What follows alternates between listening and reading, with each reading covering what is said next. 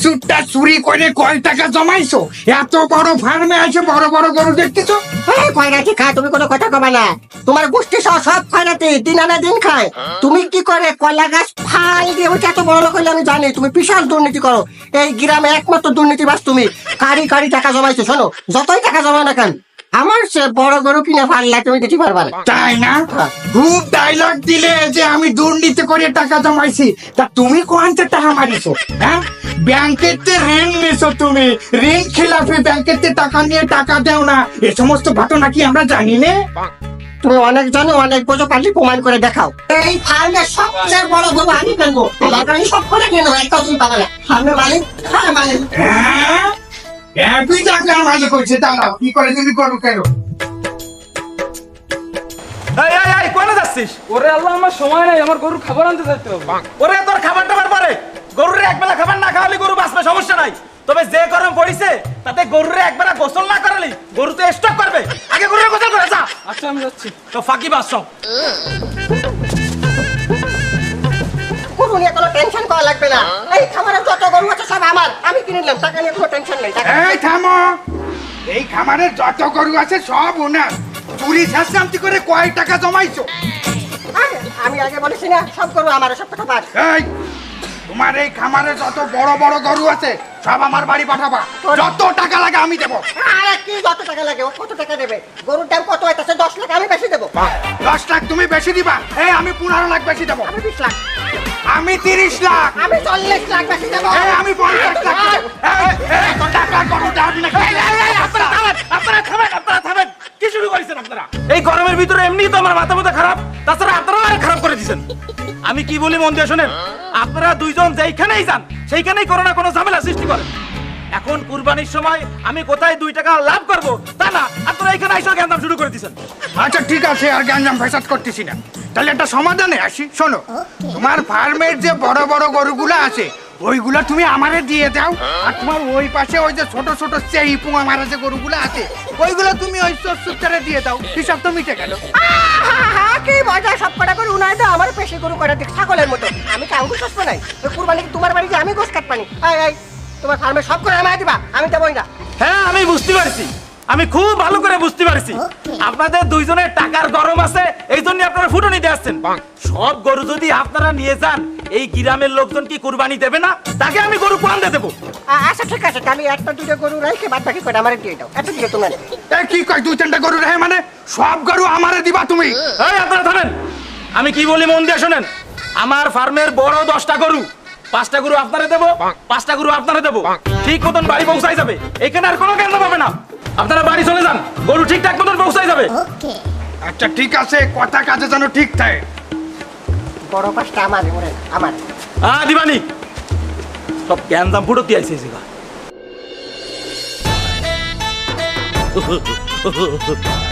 সুপ্রিয় দর্শক মন্ডলী, আপনারা দেখতে আছেন অসহায় টিভি অনলাইন। আজকে আপনাকে এমন এক আজব খবর দেখামু যে খবর দেখে মুই নিজে টাস্কি খেয়ে গেছি, আর আপনাকে টাস্কি খাওয়ানোর জন্য এই চাষির দ্বারে লই যাইছি। দর্শক স্ক্রিনে যে ছাগলটা দেখতে আছেন সব কথা যদি তুই কবি তা তুই মরে ইহানে দাঁড় করা রাখছো কে? তুই কি চলে যাবো? না চাচি। দর্শক আমরা এখন যা শোনার চাষির মুখ দিয়েই শুনবো। চাচি, আপনার এই ছাগলের দাম কয় টাকা? তুই ছাগল কেউ কেরে? ছাগল কেউ কেরে? ওর একটা নাম আছে, ওর নাম হইলে তুফান। তুফান? এইটুকু একটা মুরগির নাম ছাগল, হ্যাঁ নাম রাখছেন তুফান? হ্যাঁ কা চাচি? এ বেটা, তুই এই ছাগলের বংশ পরিচয় জানো? আর পরিচয় দিলে তুই প্যান ভরিয়ে মুইতে দিবি। ও হেইয়া, তাইলে আপনি আগে এই ছাগলের পরিচয়টা দেন। হেইলে হন বেটা, ওর বাহের দাদার নাম আনলে মাগা দিগা। কি দিরে চাচি? মাগা দিগা, কে নাম হলো না? হয় চাচি, নাম শুনছি। তা কথার মধ্যে বাপ দাও কে? তুমি কথা আড়াই হারাই। আর বাহের দাদার নাম আনলে মাগা দিগা, আর দাদার নাম আনলে কিরিশ, আর ওর বাহের নাম আনলে বাহুবলী, আর ওর নাম হইছে তুফান। সবই বুঝলাম, ওর বাপ দাদা বড় বড় সুপারস্টার আসলে, তো ওর নাম তুফান রাখছেন কে চাচি? এ বেটা, ওর জন্ম হইছে বাংলাদেশে, ও হইলো বাংলাদেশে সুপারস্টার। কে হলো নাই সুপারস্টার সাকিব খানের তুফান আইতে আছে? বুঝলাম চাচি। তো এই ছাগলের দাম কত? এ বেটা, তুই খালি ছাগলের দাম হন, এর পরেও পরিচয় আছে চাচি? তা আছে না, ওর ফুড হ্যাবিট শুনবে না। ও হইলে মূলত ভেজিটেরিয়ান, আর সকালবেলা ব্রেকফাস্টে খাই সাইলেস, আর দুপুরে গেলে আমেরিকান থাই কম্বো ঘাস, আর রাতের বেলা অবশ্যই একটু ডায়েট করে হেলে গিয়া খাই সৌদি আরবের খাজু। কি কন চাচি, আমরা এই রমজান মাসে খুরমা কিনে খাইতে পারলাম না, আর আপনি ছাগল রে খাওয়ান খুরমা? এ বেডা, মুই আগেই কইছিলাম এইটা জান্নাতের ছাগল না, এইটা হইলে বংশীয় ছাগল। এইবার জিগাও, এই ছাগলের দাম কত? চাচি, এই ছাগলের দাম কত? এই ছাগলের দাম হইলে 1,65,00,000 টাকা। কি কন চাচি, এই দু এক ছাগলের এত দাম? আরে বেডা, ওর তো দাম মাংসে না, ওর দাম হইলে বংশে। ওমা, এই দু এক ছাগলের দাম 1,65,00,000 টাকা। ওয়াল্লাহ, চাচি বলে ধরেন মধ্যে ঘুরে চাচি। কি হইলে? মারছে তো। হাই মারাকে থামু নাকি? হাই।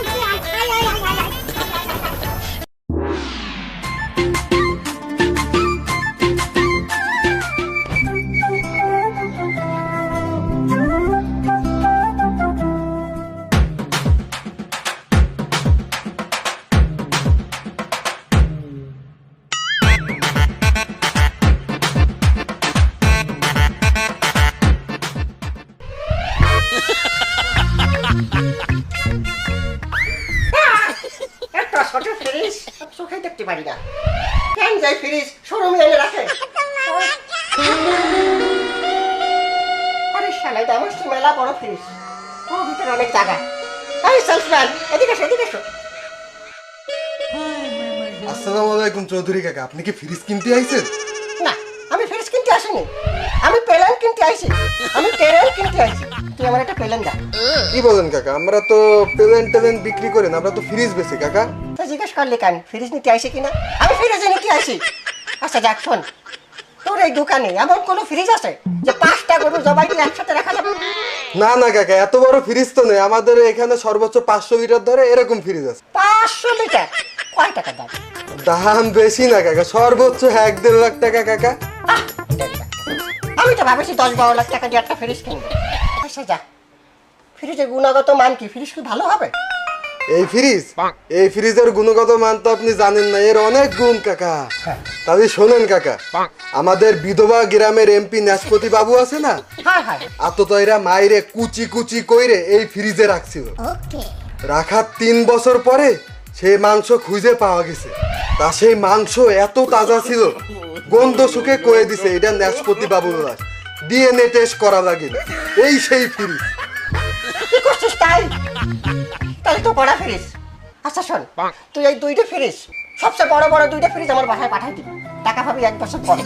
1 বছর আমি ওই গোস্ত রাইখে টেস্ট করে দেখবো, যদি আমি করতে পারি কোন গরুর গোস্ত কোনটা, তাহলে তুই টাকা পাবি। 1 বছর পর টাকা পাবা, ফ্রিজ 2টা বাড়ি পাঠাই দিবা। তা কাকা কিছু দেন কাকা, কাকা 50% দেন, কাকা 20% দেন।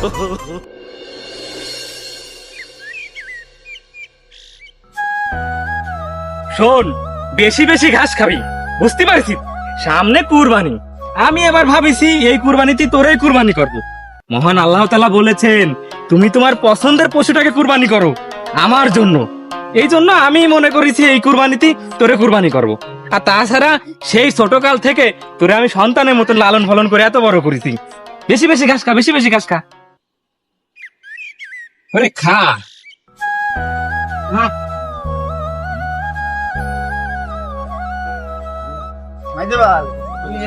তোমার তো আমি সারা বাড়ি খুঁজে বেড়াচ্ছি। কেন, কি হয়েছে ছোট? তুই আজকে মাদ্রাসা যাসনি? তোর কি শরীর খারাপ? না মাইজে ভাই, শরীর তো ভালো আছে, কিন্তু কিন্তু কি, কোনো সমস্যা? মাইজে ভাই, তোমার তো মেলা দিন ধরে একটা কথা করছি, সামনেই আমার পরীক্ষা, তাই এই ক্লাসের কোনো কিতাব আমার কিনা হয়নি, আর পরীক্ষার ফিও দেওয়া হয়নি, মাদ্রাসার বেতনও পরিশোধ করা হয়নি। আমি কি এর পরীক্ষা দেবো কও? ছোট, তুই তো জানিস আমরা গরিব মানুষ, নুন আনতি ফান্তা ফুরাই দেয়। এখন এই অবস্থায় কি করব আমি আসলে কিছুই বুঝতে পারতেছি না। মাইজে ভাই, আমি কই কি, এই গরুটা তুমি কুরবানিতে বেচে দাও, ভালো দাম পাবানি।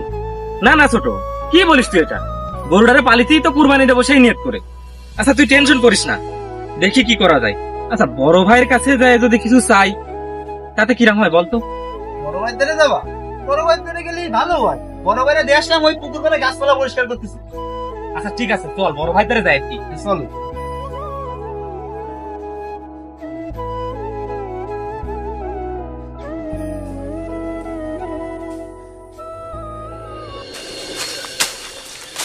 বড় ভাই একটু কথা বলতাম। কি হয়েছে ক? গরমে মাথা মতো নষ্ট হয়ে গেছে, লাখ টাকার মাছ ছাড়িছি পুকুরে, মাছ মরে যাচ্ছে গরমে। না মানে বড় ভাই বলতেছিলাম, আপনি তো আমাকে অবস্থা জানেন, এখন এই অবস্থায় ওর হচ্ছে গিয়ে মাদ্রাসার ফি, বই কিনা, 2 দিন পরে পরীক্ষার ফি। থাক, আমি তোমাকে দুঃখের গল্প শোনার জন্য তো এই জায়গায় আসিনি। কি কবা সরাসরি কবা, তো ঘুরে ফিরে কথা আমি বুঝি না। এখন ওই আপনি যদি কিছু টাকা আমাকে একটু সাহায্য করতেন। এই তো বুঝতে পারিছি, এই হচ্ছে আসল কথা। বললো বাড়া, আমি কি তোমাকে খয়রাত দেওয়ার জন্য টাকা কামাইছি নাকি? হ্যাঁ, আমি টাকা নিয়ে বসে রয়েছি, তোমরা আসবা আর আমি দেব। এই তোর সংসারে এত সমস্যা, ওর পরীক্ষার ফি দিতে পারতেছিস নে, তাইলে তোর যে ডাটের একটা গরু হয়েছে, ওই গরুটা এই কুরবানিতে বেচে দিলি তো দিব্যি তো সব টাকা পয়সা বেরোয় যায়। কি বলতেছেন বড় ভাই? না না, এ গরু আমি বিক্রি করব না, এ গরু আমি কুরবানি দেব। বড় ভাই আপনি তো জানেন আমাদের 2 ভাইয়ের সংসারের অবস্থা, আমরা দিন আনি দিন খাই। এখন এই অবস্থায় আমরা একটা গরু কিনে কুরবানি দিতে পারবো কিনা এটা আমরা জানি না। এই জন্য আমরা নিয়ত করেছি সেই ছোটবেলা থেকে এই গরুটারে লালন পালন করে কুরবানি দেব। আমি এ গরু বিক্রি করতে পারবো না বড় ভাই। ও বাবা, বাদ পায় না বাবা, যদি কাটার লাগে কান্দে। এই তোর সংসারে সচ্ছলতা নাই, তুই আবার কুরবানি দিচ্ছিস কি জন্য? ফুটনি না ফুটনি দেখাচ্ছ। বড় ভাই আপনি মাইজে ভাইয়ের সাথে এভাবে কথা বলবেন না। হইতে পারে আমরা আপনার সাথে গরিব, তাই বলে আপনি কিভাবে বড় লোক হয়েছেন আমরা কি ভুলে গেছি? আপনি তো দুর্নীতি করে বড় লোক হয়েছেন। এই তোরা দুইজন কি প্ল্যান করে আমার সাথে মুস্তানি করার জন্য আইছিস? হ্যাঁ, মুস্তানি করে আমার কাছ থেকে সব টাকা পয়সা নিয়ে যাবি? এই টাকা পয়সা ইনকাম করতে আমার কষ্ট হয়েছে, কষ্ট করে টাকা পয়সা ইনকাম করা লাগে। মাইজে ভাই আমার জন্য আপনার ছোট হওয়া লাগবে না, চলেন আমরা যাতে চলে যাই, আমার টাকা পয়সা লাগবে না। ঠিক আছে চল। যা যা, আজ যেন কোনো সময় টাকা পয়সা চাওয়ার জন্য আমার কাছে না আসিস। কুরবানি দিবি না? কুরবানি তুই কি করে দিস এই ব্যবস্থা আমি করতেছি।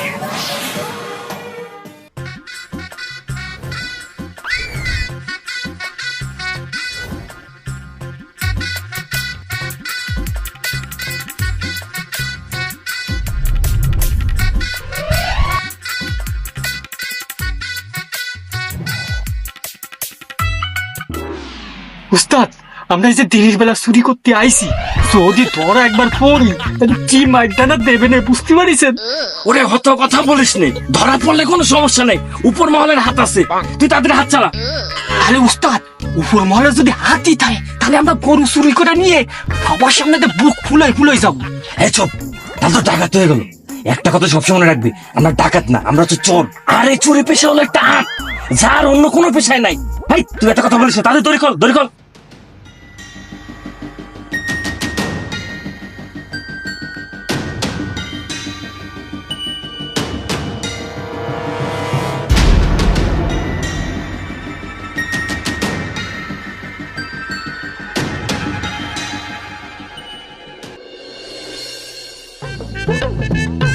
হুজুর, ও হুজুর, বাড়ি আছেন? হ্যাঁ, কে? আরে চৌধুরী সাহেব, আসসালামু আলাইকুম। ওয়ালাইকুম আসসালাম। আসেন, বাসায় আসেন। না না, বাসা যাবো না, আপনি নিচে নামেন, আপনার সাথে জরুরি কথা আছে। হুজুর, আমি বড় বড় 5টা গরু কিনেছি, কুরবানি দেব। আপনি কিন্তু ঈদের দিন সকালবেলা আমার বাড়ি এসে আগে কুরবানি দেবেন, তারপর সারাদিন আমার গরু কুটাকুটি ওইখানে দাঁড়ায় থাকবেন, আর তারপর দুপুরবেলা খাই একবারে বেরোবেন। আপনার কিন্তু দাওয়াত থাকলো, আমার বাড়ি যেতে হবে আপনার। ইনশাআল্লাহ ইনশাআল্লাহ। আইসেই চোরের মুখ দেখলাম, সারা দিনটাই আমার মাটিস। কিছু বললেন নাকি খা? কই না না, কিছু বলিনি। হুজুর আসসালামু আলাইকুম। ওয়ালাইকুম আসসালাম। আমি আপনার সাথে দেখা করতেই আসলাম। ঈদের দিন সকাল বেলা আপনি আমার বাড়ি যায় আগে কুরবানি দেবেন। এই গ্রামের সব থেকে বড় 5টা গরু আমি কুরবানি দিচ্ছি হুজুর। আরে থামো তুমি, হুজুর আগে আমি দাওয়াত দিয়ে ফেলাইছি। এই চৌধুরী, সব জায়গায় ব্যাগরা বাঁধাবা না কিন্তু। আমি ব্যাগরা দিচ্ছি না, তুমি ব্যাগরা দিচ্ছ। আমি হুজুরের কাছে আগে আইছি, আমার দাওয়াত কবুল করেছে, আমার দাওয়াত ফাইনাল হয়ে গেছে। আরে হুজুর, আপনি ওর বাড়ি কি করতে যাবেন? ও তো কুরবানি হবে না, ও তো একটা ঘুষখোর, একটা দুর্নীতিবাজ। আমি খুব দুর্নীতিবাজ হয়ে গেছি, আর তুমি কি করিছো? হ্যাঁ, সুদখোর, ঋণ খেলাপি, ব্যাংকের থেকে কোটি কোটি টাকা নিয়ে তুমি বাইরে দিছো, তোমার খুব কুরবানি হবে। হুজুর, এই সমস্ত সুদখোর ঋণ খেলাপিকে কি কোনো সময় কুরবানি হয়? ভালো ভালো মশলা বের করেছো। হুজুর আপনি আমার সাথে যাবেন, চলেন। হুজুর আপনি আমার বাড়ি, আমার বাড়ি যাবেন। এই হুজুর আগে আমার বাড়ি। আমার বাড়ি হুজুর আমার। এই থামেন, কি ভেবেছেন কি আপনারা আপনাদের টাকা আছে বিদয় যা ইচ্ছা তাই করবেন? আমি কার বাসায় যাব কি যাব না সেটা আমার ইচ্ছা। আমি কি বলেছি যে আপনাদের বাসায় যাব? আমি আপনাদের দুইজনের কারো বাড়িই যাব না। কেন যাব না জানেন? কারণ আপনারা হালাল টাকা কোরবানি দিচ্ছেন না। কোরবানির প্রথম শর্ত কি জানেন? হালাল টাকায় কোরবানি দেওয়া। আপনাদের দুইজনের টাকাই হারাম। আর আপনি ঘুষ খান, দুর্নীতিবাজ। হায় হায়। আর আপনি থামুন, আপনি কোথা থেকে কম আছেন? আপনি ঋণ খেলাপি, সুদখোর। চৌধুরী সাহেব, ইসলামে সুদকে হারাম করেছে, আপনি জানেন না? আমাদের প্রিয় নবী বলেছেন সুদের সর্বনিম্ন গুনাহ হচ্ছে নিজের মায়ের সাথে জেনা করা। আর আপনারা সেই টাকায় গরু কিনে আমাকে দাওয়াত দিচ্ছেন, আবার আপনারা সেই মাংস ফ্রিজে রেখে সারা বছর ধরে খান। কোরবানির নিয়ম কি মাংস ফ্রিজ ভরে রাখা? না। কোরবানির বিধান কিসের জন্য হয়েছে জানেন? কোরবানির বিধান এজন্যই হয়েছে আমাদের চারিপাশে অনেক গরিব দুঃখী লোক আছে যারা বছরে একবারও গোশত খেতে পারে না, তাদের জন্য। আর কোরবানির মাংস 3 ভাগে ভাগ করতে হয়। 1 আপনাদের নিজেদের জন্য, 2 আপনাদের আত্মীয় স্বজনদের জন্য, 3 গরিব দুঃখীদের জন্য। আর আপনারা তা না করে কোরবানির বেশিরভাগ মাংসই নিজেদের ফ্রিজে রেখে দেন। হুজুর আমাদের সর্বনাশ হয়ে গেছে। হুজুর আল্লাহরে কেমন বিচার? আল্লাহ কি শুধু গরিবদেরই মারে? থামুন, কি হয়েছে বলুন তো আগে। হুজুর আমি কুরবানির নিয়তে একটা গরু অনেক ছোট থেকে লালন পালন করেছি। ভাবিছি এই বছর ওরা কুরবানি দেব, নিয়ে তো পাক্কা করেছি। সেই গরু আমি কুরবানি দিতে পারলাম না, সে গরু চুরি করে নিয়ে গেছে। এখন আমি কি করে কুরবানি দেব? আল্লাহর কেমন বিচার? দেখুন, আল্লাহর উপর থেকে কখনো বিশ্বাস হারাবেন না। আল্লাহ যা করেন সবই তার বান্দার মঙ্গলের জন্য করেন। আপনার গরু হারিয়েছে তাতে আপনি আফসোস করবেন না। আপনার নেয়াত যদি সহি থাকে তাহলে আল্লাহ হয়তো আপনার কোরবানি কবুল করে নিবে। আর অনেকের তো কোরবানি দিয়েও কবুল হবে কিনা সেটা একমাত্র আল্লাহই ভালো জানে। হুজুর আমার আর লজ্জা দেবেন না। আসলে আমি অনেক খারাপ কাজ করেছি। আমি সুদ খাইছি, আমি ব্যাংকের ঋণ খেলাপি করেছি। আজকে তুমি ভালো হয়ে যাবো হুজুর। আসলে আমি অনেক পাপী। হুজুর আমিও আমার ভুল বুঝতে পারিছি। আমি আজকের থেকে আর ঘুষ খাবো না, দুর্নীতি করব না। আমি ভালো হয়ে যাবো হুজুর। আর তুই ফটিকির বাড়িতে তোর গরুটা নিয়ে যাস। আসলে হুজুর আমি চৌধুরীর থেকেও খারাপ। আরে না, হ্যাঁ তুমি আমার সাথে খারাপ না, আমি তোমার সাথে খারাপ। আরে না না, আমি তোমার সাথে খারাপ। আরে খা, আমি তোমার সাথে খারাপ। আরে আমি করছি, আমি তোমার সাথে খারাপ। আরে আমি করছি, আরে, আরে আমি করছি। আরে, আরে আমি করছি। আরে, আরে আমি করছি। আরে, থামুন।